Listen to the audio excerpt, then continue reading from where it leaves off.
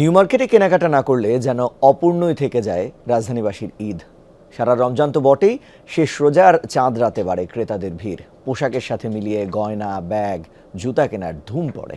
ক্রেতারা বলছেন দাম কিছুটা বেশি হলেও ঈদ উপলক্ষে দিচ্ছেন ছাড়। বেচা বিক্রি বৃদ্ধি পাওয়ায় খুশি বিক্রেতারাও।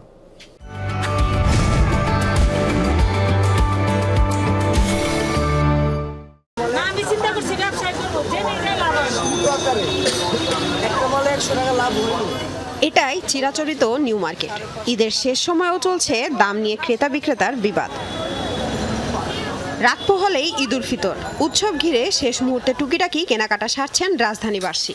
বাচ্চাদেরটা পেয়েছে, এখন আমাদেরটা এখনো হয়নি। 50 টাকা 20 টাকা তাও দিব না, আর কি লাভই হয় না। আমরা চিন্তা ভাবনা করছি আমরা একটু ব্যবসা করে দেখব। আমি পাঞ্জাবি পরে নামাজ পড়তে যাব। কেনাকাটা প্রায় শেষ, টুকটাক কিছু আছে, সেটা আজকে ইনশাল্লাহ শেষ করে ফেলবো। কালার পাওয়া যায় না, পছন্দ হইলে আর দাম ছাড়ে না। পরিবারের সবার জন্য কেনাকাটা কমপ্লিট। এখন নিজের জন্য একটু টি শার্ট, যেগুলো আর কি সচরাচর কমফোর্টেবল বিষয়গুলো থাকে, এগুলো একটু দেখছি। জুতা কেনা হয়ে গেছে, শুধু গেঞ্জি আর প্যান্টই আবার একটু নিতে আসছি। পোশাকের সাথে মিলিয়ে অলংকার, জুতার মতো অনুষঙ্গ বেছে নিচ্ছেন তরুণীরা।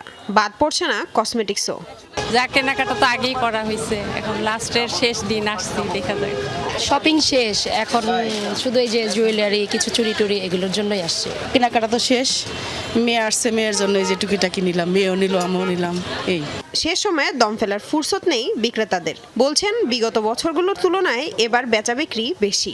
প্রথম থেকে এখন কাস্টমারের প্রচুর চাপ, প্রচুর।